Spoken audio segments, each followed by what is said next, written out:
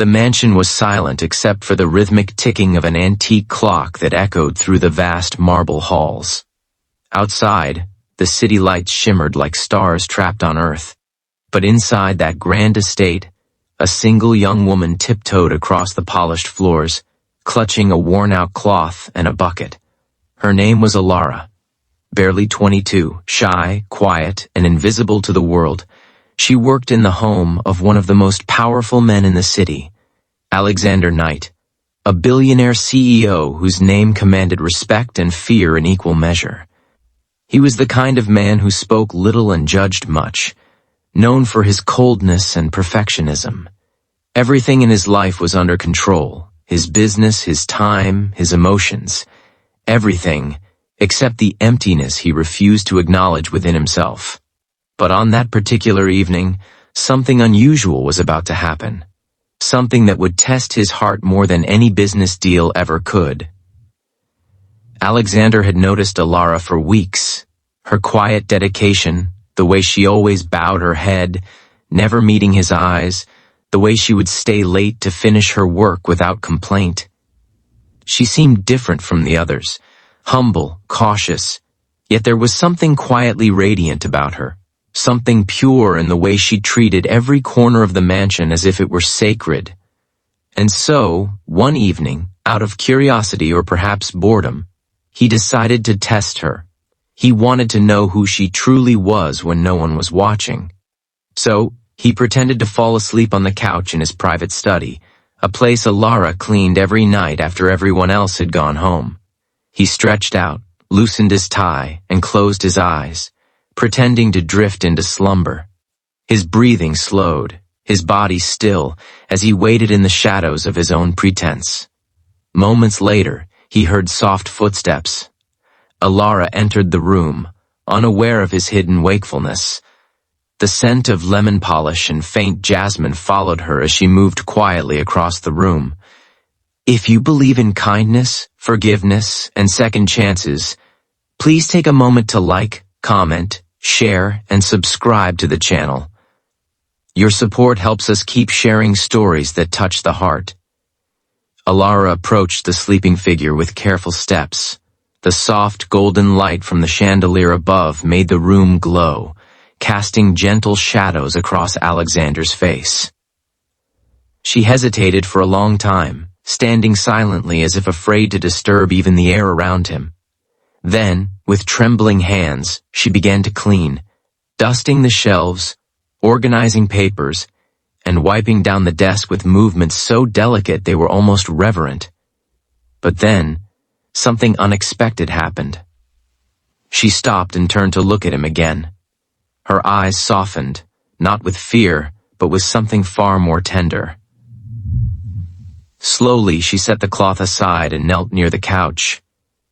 Her gaze lingered on his face, and for the first time, her lips moved. "I wish you knew how kind you actually are," she whispered so faintly that Alexander almost thought he imagined it. "Everyone sees the cold CEO, but I've seen the way you leave food for the gardeners, the way you let the old driver rest even when he's late. You hide it well, but I see it." Alexander's heart tightened in his chest. He didn't move, couldn't. He had never heard anyone speak about him like that.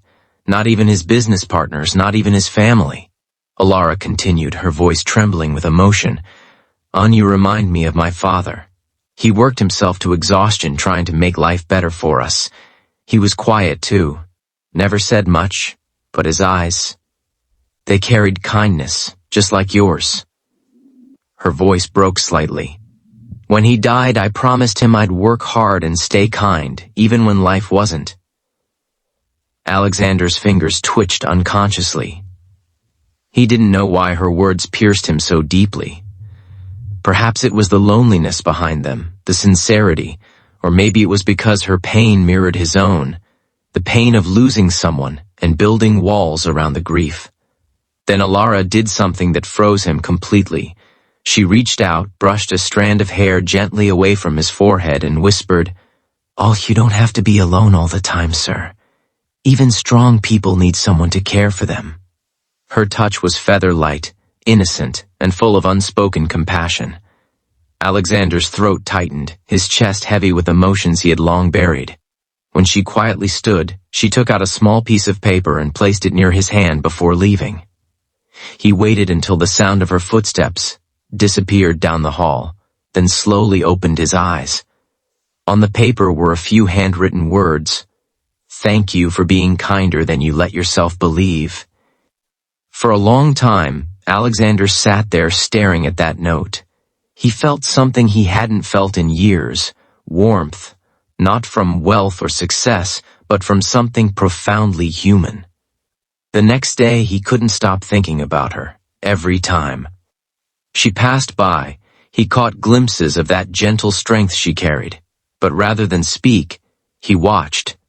He noticed the small things, how she skipped her lunch to help the cook, how she smiled faintly at flowers, how she flinched when others raised their voices.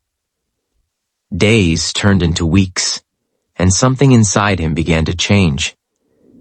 He started greeting his staff, asking if they had eaten, listening more than he spoke. His employees whispered among themselves, confused about what had softened their once cold-hearted boss. But only one person seemed to understand: Alara. One rainy evening, fate intervened again. Alexander was working late when he heard a faint sob echoing from the servants' corridor. He followed the sound and found Alara sitting on the floor, clutching a letter, tears streaming down her face. She quickly tried to hide it, but he stepped closer. For a moment, neither spoke. The only sound was the rain tapping against the windows. She finally whispered, "Oh, my mother. She's very sick. I've been sending money home, but it's not enough. The hospital said she needs surgery soon." Her voice cracked with the weight of her helplessness. "I'll find another job if I have to." Alexander felt a lump form in his throat. He could have written a check right there, but something stopped him. Pride, fear of showing compassion, or maybe just not knowing how to comfort someone anymore.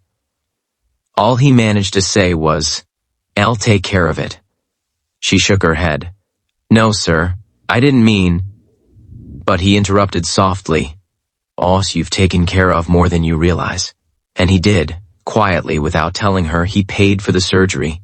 He told the hospital to keep it anonymous. But when her mother recovered weeks later, Alara somehow found out who had done it.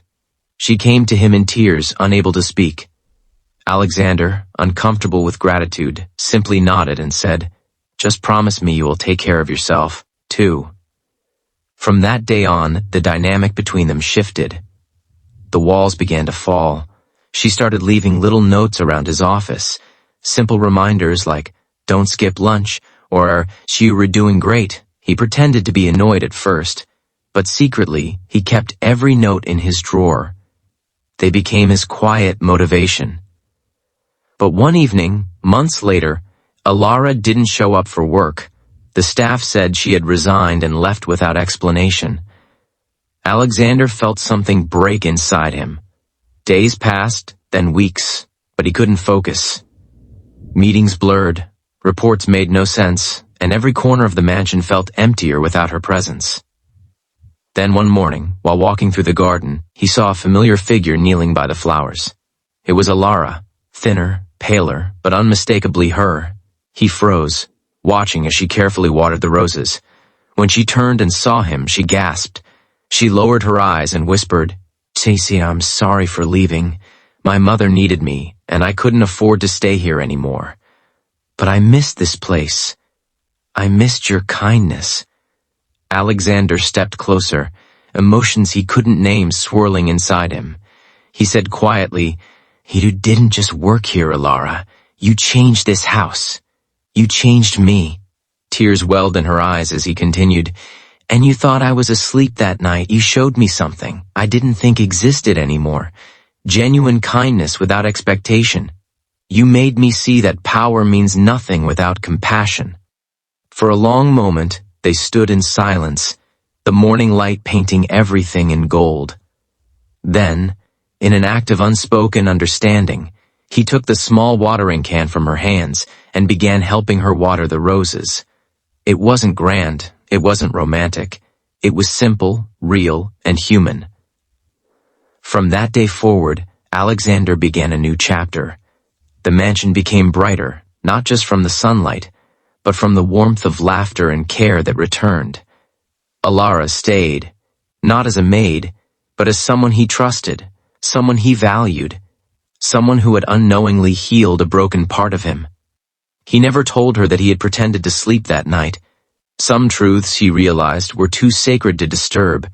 He only knew that one moment of quiet kindness had rewritten his entire life.